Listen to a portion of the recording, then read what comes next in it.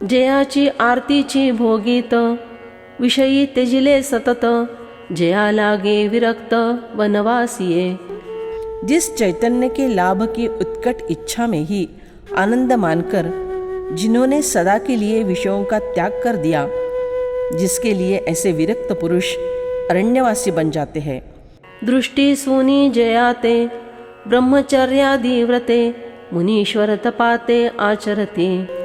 जिस चैतन्य की प्राप्ति के लिए इसी पर अपनी दृष्टि जमाकर बड़े बड़े मुनि ब्रह्मचर्यादि व्रत तथा तप का आचरण करते हैं। आश्चर्यवत् पश्यति कश्चिदेन, माश्चर्यवत् वदति तथैव चान्यः। आश्चर्यवच्चैनमन्यः शृणोति, श्रुत्वाप्येनं वेद न चैव कश्चित्। कोई इस शरीरी को आश्चर्य की तरह देखता अनुभव करता है, और वैसे ही दूसरा कोई इसका आश्चर्य की तरह वर्णन करता है, तथा अन्य कोई इसको आश्चर्य की तरह सुनता है, और इसको सुनकर भी कोई नहीं जानता, अर्थात वह दुर्विज्ञेय है। एक आंतरी निश्चळ, जे निहाळीती केवळ, ते विरसले सकळ संसार जात। कोई एक जो स्तब्ध अंतःकरण से केवल आत्मस्वरूप पर दृष्टि जमाते हैं, उनके लिए संसार का सारा विस्तार रसहीन हो जाता है। एका गुणानुवादु करिता, उपरती हो ओनिचित्ता, निरवधि तल्लीनता निरंतर। कोई भक्त आत्मा का वर्णन करते करते उनका चित्त संसार से पूर्ण विरक्त होने से आत्मस्वरूप में अखंड तल्लीन होकर रहते हैं। एक आईकता निवाले, ते देह भावीची सांडिले, एक अनुभवे पातले तद्रूपता। कितने ही लोग आत्मस्वरूप का वर्णन सुनते ही शांत हो गए और उनका देहभाव भी जाता रहा। कितने ही लोग आत्मस्वरूप का अनुभव पाकर इसके साथ एकरूप हो गए। जैसे सरिता ओघ समस्त, समुद्रा माझी मिळत, परी माघवते न समात परतले नाही। जिस प्रकार सारी नदियों का प्रवाह जाकर समुद्र में मिलता है, परंतु वहाँ न समाने के कारण वह लौटकर पीछे आया, ऐसा कभी नहीं होता। प्रवाह समुद्र में मिलकर तद्रूप होकर रहता है। तैसे योगेश्वरांची आमती, मिळणी सवे दुणावटती, परिजे विचारूनि पुनरावृत्ति भजती चिना। उसी प्रकार योगीश्वरों की बुद्धि आत्मस्वरूप से मिलते ही उनकी मिलन की चाह अधिक बढ़ती है, किंतु जो विचारपूर्वक लौटकर पुनः प्रपंच के अथवा देह के भान पर आना स्वीकार नहीं करते। आत्मा का दर्शन, वर्णन, श्रवण, अर्थावबोधन, ये उत्तरोत्तर 4 आश्चर्य हैं। चारों दुर्लभ है। लक्षावधियों में एकाध आत्मज्ञान की महिमा प्रवृत्त करने के लिए है। देहि नित्यमवध्योयन्, देहे सर्वस्य भारत, तस्मात् सर्वाणि भूतानि न त्वं शोचितुमर्हसि। हे भरत वंशोद्भव अर्जुन, सबके देह में यह देही नित्य ही अवध्य है। इसलिए संपूर्ण प्राणियों के लिए अर्थात किसी भी प्राणी के लिए तुम्हें शोक नहीं करना चाहिए। जे सर्वत्र सर्वी ही देही, जया करिता घातु नाही, ते विश्वात्मक तू पाही चैतन्य एक।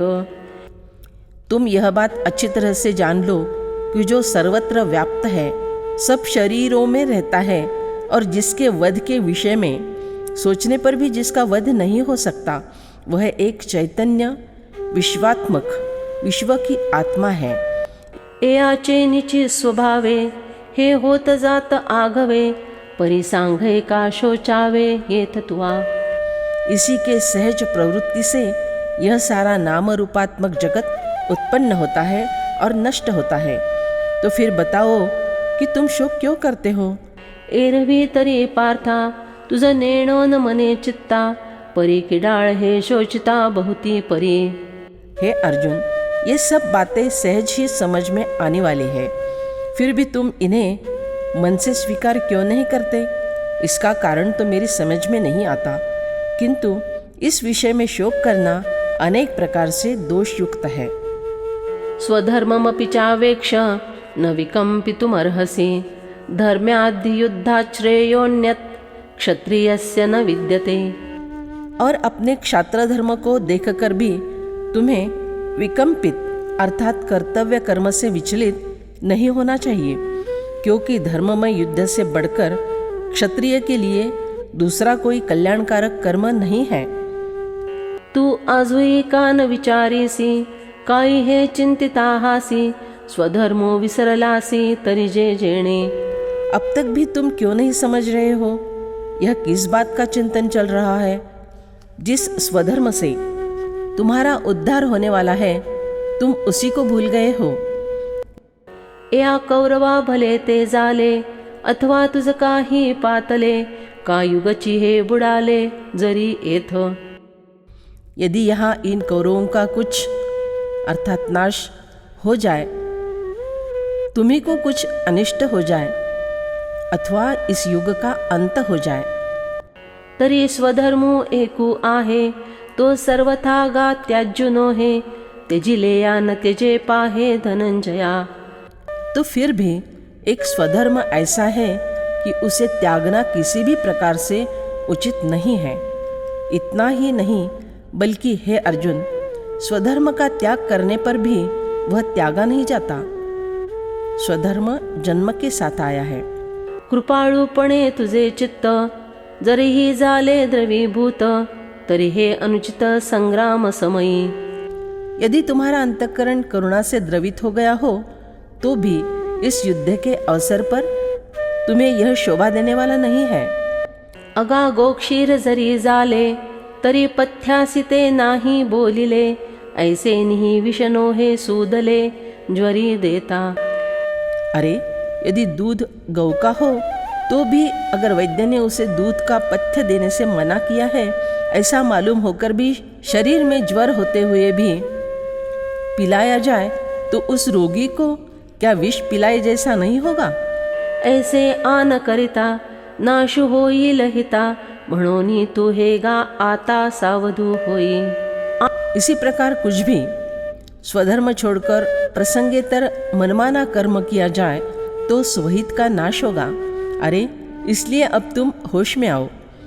आटाट व्याकुळता काई निकट आपुला धर्म तू पाही प्रगट आचरिता बाधु नाही कवणी काळी। यह कष्टदायी लेकिन विफल होने वाली बेचैनी किस कारण? अपना खुद का पास का जन्मजात स्वधर्म तुम ध्यान में लो। उजागरता से इसका आचरण करने से किसी भी समय तुम्हें कोई दोष नहीं लगेगा, अर्थात इस जन्म में तथा मरने के बाद उसे पाप रूप में भोगना नहीं पड़ेगा। ना तरी मार्गेच चालता अपाओन घडे सर्वथा का दीपा आधारे वर्तता नाडळीजे। अथवा योग्य मार्ग पर सीधा चलने वाले को बिल्कुल ही अपघात नहीं होता, अथवा दीप प्रकाश के सहारे व्यवहार करने से कभी कहीं लड़खड़ाना नहीं पड़ता और कभी ऐसा भी नहीं होता कि कुछ दिखाई नहीं दिया हो। तिया परी पार्था स्वधर्मेची राहाटता सकळ काम पूर्णता सहजे होये। उसी प्रकार हे अर्जुन, स्वधर्म के अनुसार आचरण करने से समस्त कामनाओं की पूर्ति सहज ही होती है। म्हणून तू पाही क्षत्रिया आणिक काही संग्रामो वाचूनी नाही उचित जाणे। इसलिए यह बात तुम अच्छी तरह से समझ लो कि क्षत्रियों के लिए तो युद्ध के सिवाय और कुछ जान लेना भी उचित नहीं है। निष्कपटा हो आवे उसिना घाई जुझावे हे असो काही सांगावे प्रत्यक्षावरी। कपट रहित हो जाना, घाव के बदले घाव करने के लिए अधिक जोर लगाकर लड़ना, अर्थात नीति और कर्तव्य दोनों मिला के स्वधर्म होता है। यह तुम्हें प्रत्यक्ष करना है, इसलिए शब्दों में कहने की क्या कोई आवश्यकता है? तो अब रहने दो। यदृच्छया चोपपन्नौ स्वर्गद्वारमपावृतं सुखिनः क्षत्रियाः पार्थ लभन्ते युद्धमीदृशम्।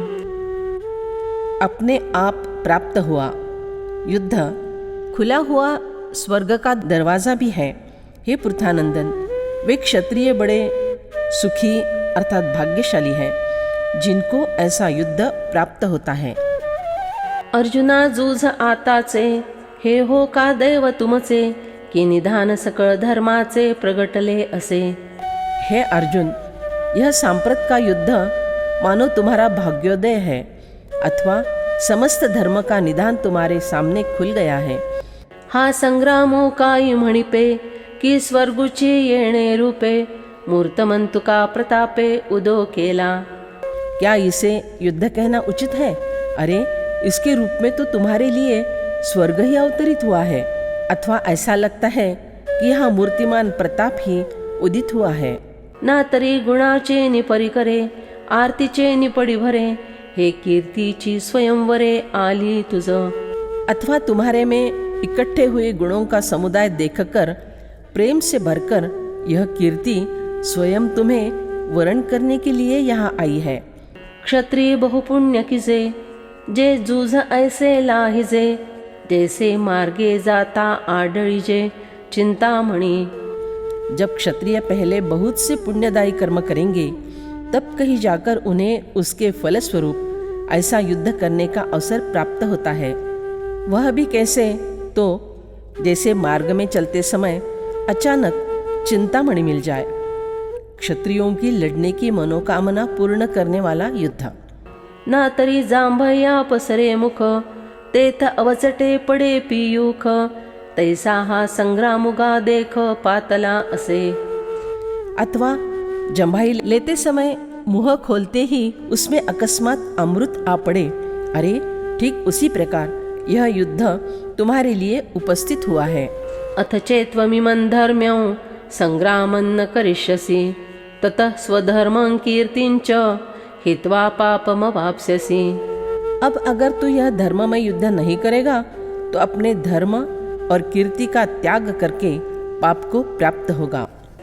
आता ऐसा ठावो अभेरिजे, मग आथिले शोचू बैसिजे, तरी आपण आहाणा होईजे आपण पेया। अब ऐसे यह धर्म का स्थान होने वाले संग्राम का अनादर करना, फिर जो विद्यमान अर्थात अधार्मिक सत्ता है उसके लिए शोक करते बैठना, ऐसा करना मानो स्वयं ही अपना बैरी हो जाना है। पूर्वजांचे जोडिले आपणची होये धाडिले, जरी आजी शस्त्र सांडिले रणी तुआ। यदि आज तुम इस रणभूमि में शस्त्र रख दोगे तो वह ऐसा होगा कि अपने पूर्वजों की सारी कमाई तुमने स्वयं ही खो दी है। तरी असती कीर्ती जाईल, जगची अभिशाप देईल, आणि दिवसीत पावतील महादोष। इतना ही नहीं, तुम्हारी संपादित कीर्ति नष्ट हो जाएगी, सारा संसार तुम्हारी निंदा करेगा और महापातक तुम्हें ढूंढते हुए आकर पकड़ लेंगे। जैसी भातारे हीन वनिता, उपहती पावे सर्वथा, मग तैसी दशा जीविता स्वधर्मे विण। जिस प्रकार पतिविहीन स्त्री का सब प्रकार से उपहास होता है, ठीक उसी प्रकार की दशा फिर स्वधर्म विहीन जीवन की होती है। रणी अरण्ये शव सांडिजे, ते चौमेरी गिधी विदारिजे, तैसा स्वधर्महीनो अभिभविजे महादोषी। अथवा जैसे रण में या अरण्य में पड़े हुए शव को चारों तरफ से गीदड़ आकर फाड़ते हैं, ठीक वैसे ही स्वधर्म का आचरण न करने वाला मनुष्य घोर पातकों से आक्रमित किया जाता है।